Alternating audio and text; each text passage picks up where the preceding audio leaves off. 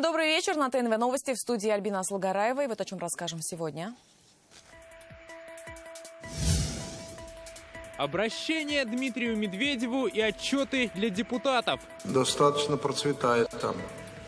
Так вот, только одно хотел сказать. 2-3 метра роста высотой растет. До 5 метров. Что сегодня происходило в Госсовете Республики, расскажет Дмитрий Аренин. 7 мест не хватит. Насколько не рассчитана проектная мощность школы на население такого микрорайона? Почему в Альметьевске родители не могут отдать детей в первый класс? И какие пути решения предлагают им? Филюза Хамидуллина. Снести нельзя помиловать. В Казани начали сносить первые из 70 магазинов мелкой розничной торговли. Ждать ли того, что в городе вообще откажутся от мини-маркетов, ларьков и киосков, выяснял Рамиль Шайдуллин. Развивают бизнес на селе. Большие планы по расширению, по дальнейшему развитию, по реализации продукции в других регионах. Что нового в Тюльчинском районе за год и как здесь поддерживают местных предпринимателей, знает Сергей Хайдаров.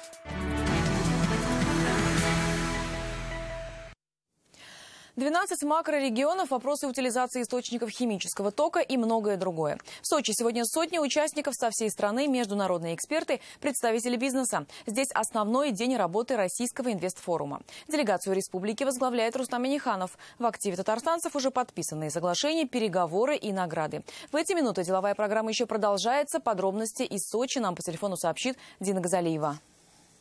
В феврале курортный город Сочи вновь после летнего сезона становится центром притяжения. В главном медиацентре Олимпийского парка с раннего утра кипит жизнь.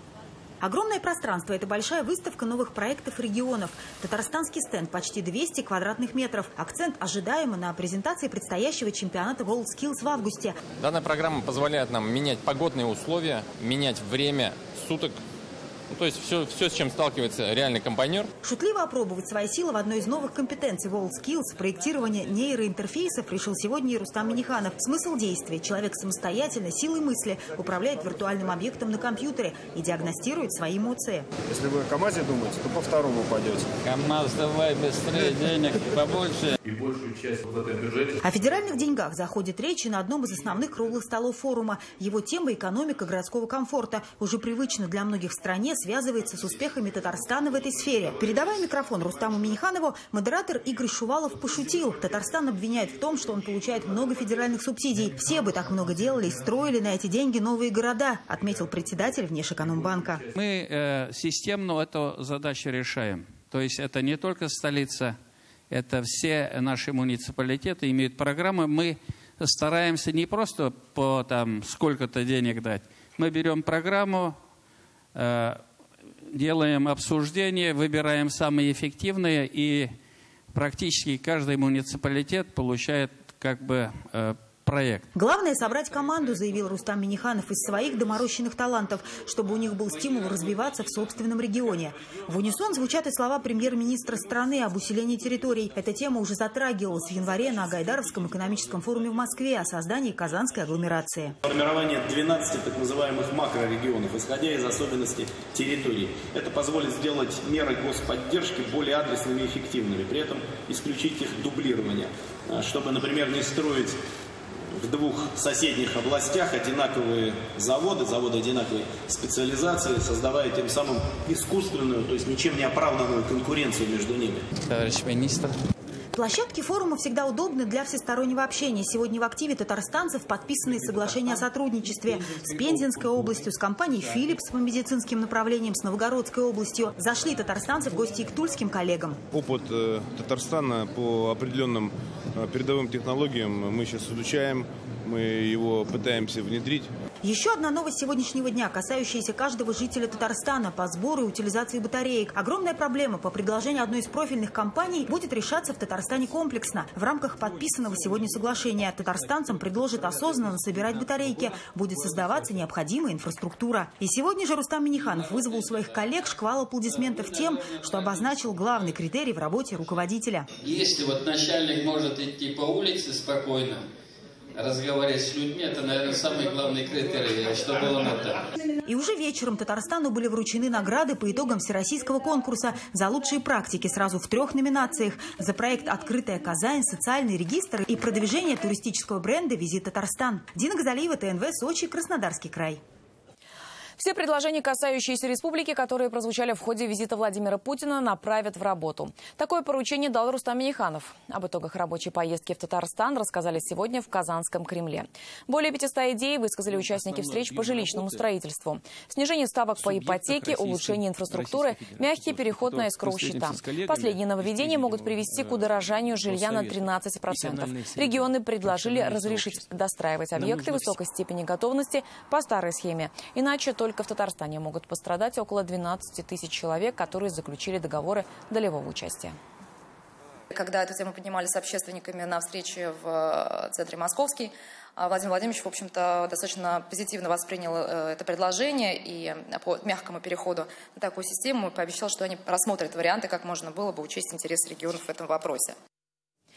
Детали будущего и технологии настоящего – все это представлено на 14-м Камском промышленном форуме.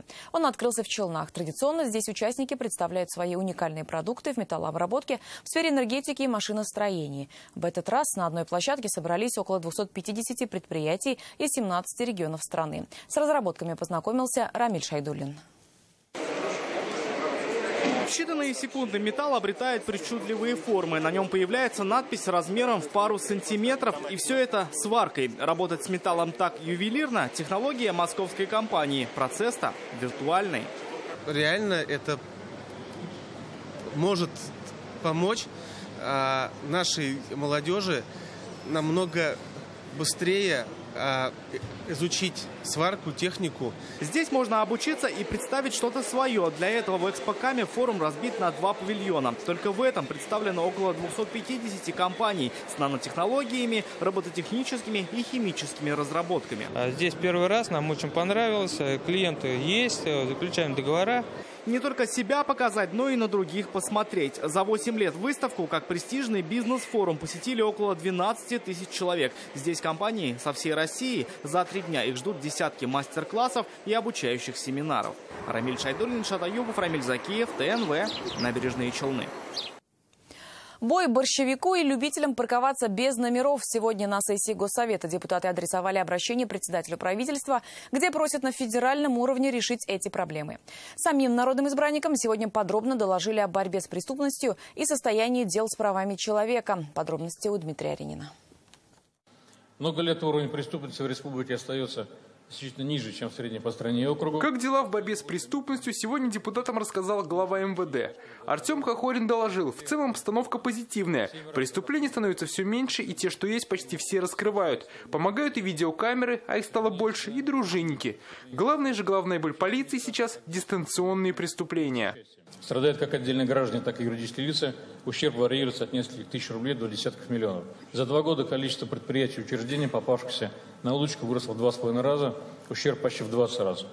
Сотрудниками полиции Татарстана в прошлом году выявлено 135 лиц, совершивших мошенничество с использованием интернета. Это самый высокий показатель в стране, даже в Москве и Петербурге ниже, не говоря уже про коллег по Приволжскому округу. В сфере прав человека, как уже поведала Сырья Сабурская, круг проблем в основном связан с нарушением трудового и жилищного законодательства. Еще жалуются на медицину, образование и дискриминацию по возрасту. Ситуация с задолженностью по заработной плате значительно ухудшилась, почти в 10 раз. По состоянию на 1 января 2019 года сумма задолженности составила почти 100 миллионов рублей. И в основном это сложилось из-за ситуации в АО судоходной компании «Татфлот». В решении проблем татарстанцев и помощи уполномоченному всех чиновников призвали действовать более активно. Парламентарии адресовали 2 обращения главе российского правительства. Первое – Дмитрия Медведева попросили штрафовать водителей, которые на платных парковках снимают или закрывают номера своих машин. Участились случаи, что на парковке ставят машины, снимают номера с собой и уносят. Бесхозная машина стоит сутки, 2-е, 3-е, а ты со своей супругой и с детьми приезжаешь в театр или в магазин, нет места для платной парковки, за которую ты по часам должен был бы оплатить и готов оплатить. Не подумайте и не дезинформируйте население о том, что делается это только для того, чтобы как можно больше налогов содрать. Абсолютно не поэтому. Еще от правительства страны ждут специальной госпрограммы, которая поможет в борьбе с борщевиком. Является сегодня очень агрессивным, конкурентоспособным сорняком. Только за последние 2 года было обращение зафиксировано 480 человек разными ожогами. 2-3 метра роста высотой растет. До 5 метров добавляют. До 5 метров. Уже своими силами депутаты сегодня утвердили, что железнодорожные переезды должны быть оборудованы видеокамерами, и ремонт лифта станет обязательным при капремонте. Дмитрий Айрин, Александр Лобанов, ТНВ, Казань. Недоступный класс в Альметьевске в микрорайоне Яшлек. Желающих попасть в 1 класс намного больше, чем мест в единственной здесь школе. Каждый год, рассказывают родители, они караулят очередь на сайте госуслуг в ночь на 1 февраля, чтобы первым отправить заявление на зачисление. В этом году и вовсе произошел сбой в системе. Все подробности у Филюзы Хамидуллиной. Было подано более 360 заявлений, а принимают 125, то есть это третья часть всего лишь. У Рамиля Мухамедянова в этом году в 1 класс идет дочка. 1 февраля подали заявление через госуслуги, но оказались лишь 222-е. Так, в 25-ю школу они не попали. В микрорайоне эта школа единственная. Если нам предлагают уйти в другие школы, 4-ю, 12-ю, можно же оттуда пригласить учителей сюда, чтобы тут обучали. В принципе, зачем мы должны идти туда, если у нас своя школа есть под боком? Таких, у кого прописка подходит, но в школу не попали больше 200 человек. К тому же в ночь на 1 февраля система дала сбой. Я сразу же позвонила в госуслуги, на что мне сказали, что с нашей стороны сервер работал прекрасно. Не заработало что-то именно с вашей школы. На 1 февраля была разница во времени между системой госуслуги и системой электронное образование. И получилось так, что на первых секундах родители подавали заявление, и их заявление в системе электронного образования было на 31 января. Эту проблему чуть позже разрешили, и тех, кто не попал, приняли в школу. Но и так за бортом остались больше 100 детей. Школа приняла на сегодняшний день 5 основных классов, приняла 3 дополнительных класса, но, к сожалению, проблема пока еще не снята. Почему? Объясню. Дело в том, что школьная столовая не может пропустить больше детей. Вместо 1250 детей в школе сейчас уже и так учатся более 1700. Решить проблему, говорят в районном управлении образования, можно, если перейти полностью на двухсменку или построить новые школы. Одну на 850 мест в соседнем микрорайоне уже начали возводить. Новую школу планируют открыть уже к сентябрю. От микрорайона Яшлек она будет на расстоянии не больше километра. А на 2021 год запланировано строительство еще одной школы, но в микрорайоне Алсу. Специалисты надеются, что после открытия этих школ проблемы с зачислениями станет меньше. Филюза Хамидуллина, Ирик Хабибуллин, ТНВ, Альметьевск. Не заплатил алименты и отправился за решетку в Нижнекамске. Судебные приставы отправились к злостным неплательщикам. У некоторых долг почти 500 000. Рамиль Галиуллин увидел, как приходится получать положенное детям по закону. Я вот сейчас на него позвоню и скажу, вы ловите. Звоните. Хорошо сейчас? Звоните. Давайте прямо при мне. Я здесь стою. Это брат злостного алименщика. Сам должник прячется в комнате. Пытается избежать родительской ответственности, но судебные приставы настойчивы. Давай не будем спектакль устраивать. Давай, собирайся, поехали. Мужчина пытается надавить на жалость. Мол, недавно освободился из тюрьмы. На работу не берут. Отсюда и долг 500 000. Звонок бывшей жене с обещанием отдать деньги тоже не помог. В результате арест и ожидание суда.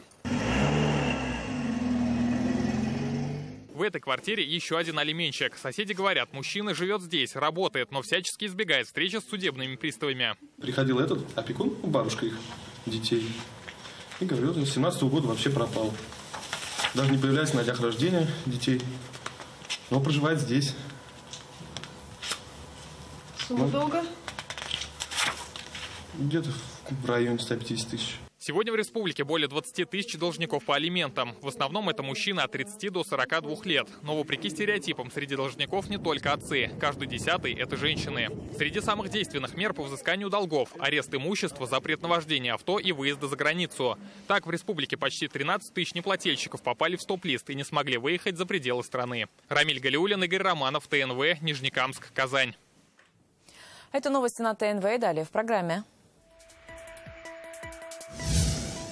Развивают бизнес на селе. Большие планы по расширению, по дальнейшему развитию, по реализации продукции в других регионах. Что нового в Тюльчинском районе за год и как здесь поддерживают местных предпринимателей, знает Сергей Хайдаров. Еще одна причина признаться в любви.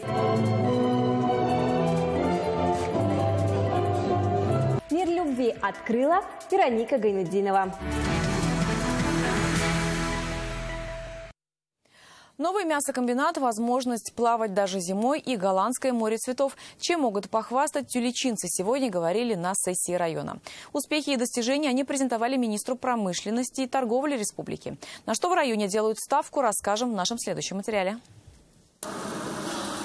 Теперь тюличинцы могут плавать не только летом на речке, но и зимой в комфортном бассейне. Его начали строить в начале августа. Народ освоил, узнали, что и пользу, и полезность, чистота прекрасна, и принимаем с душой. А это уже новый тюличинский мясокомбинат. Сегодня его открыл министр промышленности и торговли республики. Предприятие работает, но не на максимум. В будущем за сутки здесь планируют получать около 5 тонн мяса. Уже в августе запустят колбасный цех. В районе было 3 убойных цеха, но все они не соответствуют требованиям. Надеюсь, это предприятие станет одним из лучших в республике. Да и с людей за забой скотины берем недорого – 2600 за голову. Россия, Беларусь, Казахстан, Латвия. В эти страны идет продукция из индустриального парка Тюличи. Сейчас здесь 9 резидентов. Работой обеспечены больше 300 сельчан. Наличие такой инфраструктуры позволяет предпринимательской инициативе реализовываться, позволяет местным властям привлекать инвесторов и запускать новые проекты, создавать рабочие места. Кто-то продает хлеб и молоко, кто-то выращивает цветы. О разнообразии бизнеса на селе сегодня говорили и на райсессии. Сейчас здесь зарегистрировано больше 150 предприятий и 250 частников. Валовый территориальный продукт по итогам 2018 года по оценке составляет 7 миллиардов 450 миллионов рублей. И еще одна хорошая новость для тюличинцев. Уже через 3 месяца после 5 лет простоя в районе снова откроется местный маслозавод. Сергей Хайдаров, Рамиль Гарипов, Рамиль Гарифулин, ТНВ, Тюличинский район. В рост или под снос в Минпромторге России предложили снова открывать уличные ларьки. Пока эти мелкие торговые точки закрывают и сносят, как, например, сегодня под гусеницами бульдозера оказался один из казанских магазинов. Но именно ларьки и киоски наиболее удобны для большинства россиян формат шопинга, считают в министерстве. Они готовят соответствующий законопроект. Рамиль Шайдулин подробнее. В ход пошли экскаваторы. Под снос уходит павильон на перекрестке Ямашева и Адаратского. Причина – строительство без разрешения. По данным исполкома, несколько лет назад землю под ним сдали в аренду, но не давали разрешения на стройку. Собственник данного объекта в добровольном порядке объект не снес, в связи с чем судебным приставом исполнителем было дано поручение исполнительному комитету снести этот объект в принудительном порядке. Магазин должны были снести еще 2 года назад. На это есть решение арбитражного суда. Но почему-то собственники никак не отреагировали, говорят судебные приставы. Должники были уведомлены о возбуждении исполнительного производства и об ответственности за его неисполнение. Однако в добровольном порядке должники отказывались исполнять. Похожая участь, по словам исполкома, ждет порядка 70 таких строений. Их владельцы задолжали больше 20 миллионов рублей. Теперь магазины сносят, на их месте останется голая земля. И появится ли там новые строения, никто не ручается. Но за мелкими магазинами будущее, так считают в Минпромторге России. Возродить в городах ларьки, палатки и киоски на днях предложил замминистра Виктор Евтухов. Малая нестационарная розница дает рабочие места не только в торговле, но и в смежных сферах. По оценкам экспертов, развитие нестационарной и мобильной торговли дополнительно создает до 250 тысяч рабочих мест. Министерство разрабатывает соответствующий законопроект, чтобы представить его в Госдуме. Он может быть принят уже до апреля этого года. Пусть восстанавливают. Людям рабочие места будут. Смотрю, хорошо. Народ будет занят. Выйдешь из дома и сразу что-то купишь, что тебе надо. Но, с другой стороны, грязь бывает, мусор. Это некрасиво, я думаю, не эстетично. Нуждается ли Казань в киосках и мелких магазинчиках, или в городе их достаточно? За ответом мы обратились в исполком. Нестационарные торговые объекты размещаются на территории города там, где есть потребность в дополнительных торговых площадях. Кроме того, в весенне-летний период в Казани дополнительно реализуются сезонные места. По данным городских властей, в городе есть больше 700 точек, где можно поставить киоск или ларек на законных основаниях. В третьем уже начали торговлю. Рамиль Шайдулин, Данил Филатов, Игорь Романов, ТНВ, Казань. Электронный документооборот и цифровое общение чиновника и предпринимателя признали одной из самых эффективных мер для борьбы с коррупцией в бизнесе. Привлекать общественность к контролю, менять нормативную базу и бороться с правовой некомпетентностью бизнесменов. О борьбе с коррупционерами по-новому. Юлия Муратова. 700 уголовных дел, связанных с коррупцией ежегодно. Такую статистику приводит МВД Татарстана, и большая часть из них касается бизнеса. Получение лицензии, санпроверки, все чаще предпринимателям легче дать взятку проверяющим, чем исправить нарушения. Как итог, прокуратура провела 50 проверок и изъяла имущество на 40 миллионов рублей. Были такие дела и по управлению архитектурой, челнов, взятку 200 тысяч человек на 3 года, лишение свободы получил. Было и по другим районам, в Делеевском крупные штрафы люди получили. Выписывать штрафы и возбуждать уголовные дела уже неэффективно, считают эксперты. Нужно развивать общественный контроль и создавать антикоррупционное движение. Способствует взяткам и правовая некомпетентность. Предпринимателям нужна юридическая помощь. Недавно я сталкивалась с такой ситуацией, когда был принят приказ Министерства здравоохранения в отношении бизнеса, который занимается косметологией и пластической хирургией. И предприниматели в этой сфере как раз жаловались на то, что не знают они о некоторых изменениях в законодательстве. Однако главное, говорят, в решении проблемы обновить нормативную базу. Именно в ней содержатся все коррупционные риски. Нарушил? Дайте ему предписание с первым делом. Напишите, какое он нарушение сделал. Объясните ему, как это нарушение устранить. Дайте ему разумный срок для устранения этого нарушения. И повторно приедете, только уже не тот инспектор должен прийти, который первый раз проверял, а пусть приходит другой инспектор. Как можно меньше заходить в кабинет чиновнику-предпринимателю? Такую меру борьбы с коррупцией посчитали эффективной. Электронный документооборот и цифровизация общения способны сделать его более открытым и избежать коррупционных рисков. Юлия Муратова, Ильшат Мухаметов, ТНВ, Казань. Точно в цель. Сегодня в Казани финальный этап республиканских соревнований по стрельбе из малокалиберной винтовки на приз Героя Советского Союза Бориса Кузнецова. На огнестрельном рубеже побывал и наш корреспондент Ленар Гинатуллин. Заряжай. По готовности. Огонь. Это не военные учения, а ежегодные республиканские соревнования по стрельбе среди юношей и девушек на приз Героя Советского Союза Бориса Кузнецова. Не зря мы воевали. Не зря мы уничтожили фашизм на земле. Мы сегодняшний день гордимся нашей молодежью. Участники юноши и девушки от 14 до 17 лет. Причем стреляют они не из пневматического оружия, а огнестрельного. Но Глеба Кашфарова из Елабуги это не пугает. Он за свои 15 лет уже не раз бывал на таких соревнованиях. Да, первое место занимал в Нижнекамске по практической стрельбе. Но и не являюсь лучшим. У нас равноправие. А Айсина Нурулина хоть и с детства занимается стрельбой, но на таких соревнованиях впервые. Именно из такой винтовки я стреляла первый раз, и для меня не очень было удобно. Но, тем не менее, первое место займешь или нет, как думаешь? Обязательно. Оценивают стрелков просто, по количеству набранных очков. Первые 5 выстрелов разминочные. Определившись с пробными пробоинами, стрелок проводит 5 выстрелов в первую мишень и 5 выстрелов во вторую мишень, из которых складывается сумма набранных очков. А вот по очкам, кстати, то есть очки получает он, если попал в пятерку, то 5 очков. Совершенно верно. Десятку, то 10. Значит, 10 очков. Да, из 100 возможных можно набрать 100. Лучших из 36 заявленных команд определят уже завтра. Наградит их Герой Советского Союза, ветеран Великой Отечественной войны Борис Кириллович Кузнецов. Но помимо профессиональных стрелков, здесь могут обучить и любого желающего. Давайте. Заряжай. Закрываем затвор. Прицеливаемся. И огонь. Ленар Гинатуллин, Ренат Сафин, ТНВ, Казань. Мастерская любви, трамвай влюбленных и признание на телевышке. Сегодня весь мир празднует День Святого Валентина. Обычными открытками и цветами сейчас никого не удивишь. В помощь идет фантазия. Как оригинально и необычно признаются в любви татарстанцы. Вероника Гайнудинова. Цветы, подарки и валентинки. Признание в любви, предложение выйти замуж и самый романтический день в году. Влюбленные празднуют его по-разному и по-особенному. Находятся и те, кто признается в любви тем, кого не знает и кого никогда не увидит. Сотни казанцев в праздничное утро влюбленных начали со сдачи крови. От такой большой любви сегодня здесь ее переизбыток. Сдаю кровь уже не первый раз и тем самым выражаю свою любовь к людям. Здорово, весело, еще такая атмосфера, праздники, шарики. Добрый вечер, уважаемые новобрачные. Шуточно зарегистрировать брак, пройти квест со второй половинкой, сделать валентинки и подарки своими руками. Все это возможно на фабрике любви на Кремлевской набережной. Все отлично, Не забываем. очень понравилось. А что понравился? Весь процесс. Почти как по-настоящему.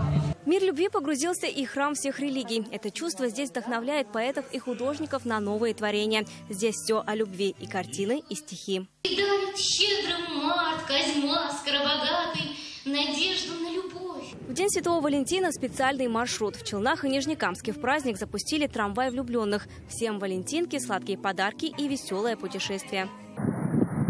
В Химграде жители признались в любви и городу на почти 200-метровой телевышке ярко. «Я люблю тебя, Нижнекамск». Какими бы ни были признания, главное, чтобы они были не только в этот день.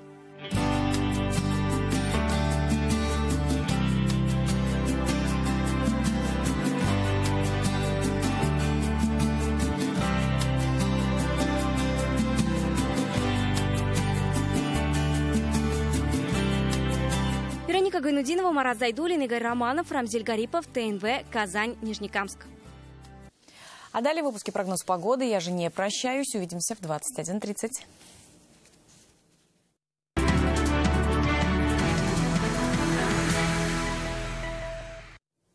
Добрый вечер. Новости спорта на ТНВ, в студии Алмаз Гафиятов. Реванш за прошлый финал удался. Хоккеисты ЦСКА уже в 4-й раз в сезоне переиграли Акбарс. До плей-офф остается всего 4 поединка, и пока турнирное положение казанцев оставляет желать лучшего. Обладатель Кубка Гагарина все еще ведет борьбу за преимущество своей площадки. Хоккеисты еще даже не успели полностью вкатиться в игру. Как на табло горели цифры 2-0 в пользу ЦСКА. И это за 3,5 минуты. Даже шайбы Ландера и Свитова не спасли положение дел. Итог матча 3-2 в пользу ЦСКА. Завтра Акбарс играет на выезде, теперь против лидера Востока Автомобилиста. Прямая трансляция на нашем телеканале в 17 часов. Акбарс все-таки это не какая-то дворовая команда, это обладатель Кубка. Им нужно было сравнивать счет, по крайней мере, поэтому они шли, рисковали. Вот. Нет, мы, в принципе, полномерно оборонялись, контролировали, в принципе, весь центр. Сегодня в Актанышском районе стартовал турнир по национальной борьбе, посвященный памяти Мусы Джалиля. Более 400 борцов из 50 команд республики выйдут на ковры спорткомплекса района. Один из самых престижных стартов сезона по борьбе «Крэш» проходит ежегодно. Турнир является мастерским, по итогам которого спортсменам вручаются спортивные звания. Поэтому ажиотаж вокруг соревнований огромный. Вслед за республиканским чемпионатом Актаныш примет и российское первенство. В этом году впервые 2 турнира пройдут вместе. На вторые старты заявились около 130 борцов из 15 регионов страны. Борьба – это урожай. Нельзя отделять друг от друга. У нас есть традиции, история. В 68-69 годах наша сборная команда района стала чемпионом этого турнира. И за последние годы мы дали очень много таких талантливых борцов. Тем временем защитник Рубина Цезарь Навас сегодня официально заявил о завершении футбольной карьеры. Легенда казанского клуба попрощался с большим спортом в день своего 39-летия. Впервые испанский футболист подписал контракт с российской командой в 2009 году. Вместе с Рубином он становился чемпионом России, обладателем Кубка, а также выигрывал Барселону на Камп Ноу.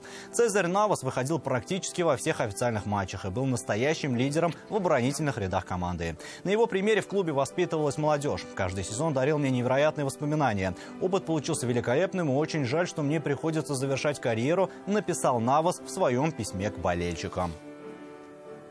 И это все новости спорта к данной минуте. Будьте здоровы и занимайтесь спортом. До свидания.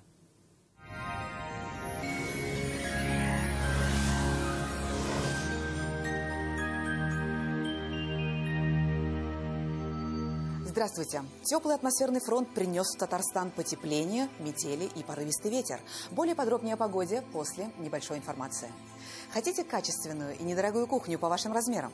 Данил Мастер исполнит ваше желание. Успейте заказать со скидкой 20%. Danil-master.rf. Телефон 2 167 166.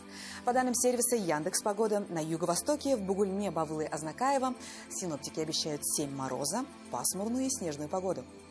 На северо-востоке, в Нижнекамске, Набережных Челнах, Елабуге такая же картина и около 6 мороза. На севере Татарстана, Менделинске, Агрызе, Менделеевске около 7 градусов ниже нуля, пасмурно, снег, местами метель. В Для северо-запада 15 февраля будет пасмурным и снежным, также -6. На юго-западе, в Болгаре, Буинске и Држаном будет теплее, чем в других районах, тут -4. В центральных районах, в Чистополе, Альметьевске, Мамадыше переменная облачность, снег, местами метель и 7 градусов со знаком минус. В субботу столбики термометров устремятся вверх и приблизятся к нулевым значениям. ООО «СМУ номер 12» в честь Дня влюбленных дарит скидку до 100 тысяч рублей. Сделайте подарок своим любимым. Купите квартиру в ЖК «Приволжский». Записывайтесь на просмотр квартир по телефону 561 08 81. Дорогая, я подарю тебе звезду. А может, лучше квартиру? С нами возможно все. Только в честь праздника Дня влюбленных. Квартиры в ЖК «Приволжский» со скидкой до 100 тысяч рублей. 561 08 81. Не терпи боль. Позвони в доктор Ост. Безоперационное лечение грыж и артрозов. Федеральная сеть медицинских центров «Доктор Ост» – лечение самых сложных заболеваний позвоночника и суставов, без боли и хирургического вмешательства.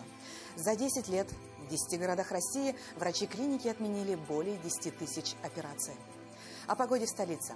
В Казани ожидается пасмурная погода, снег, местами сильный. Температура воздуха днем 4-6 мороза. Ветер юго-западный, порывистый. Атмосферное давление 752 миллиметра ртутного столба, влажность воздуха 85%. На дорогах гололедица, местами снежные заносы, будьте предельно внимательны. Спонсор прогноза погоды – клиника Фармте. Лечение аденомы и простатита по европейским стандартам, без боли и операции на израильском аппарате Термекс. Телефон в Казани 292 66 77.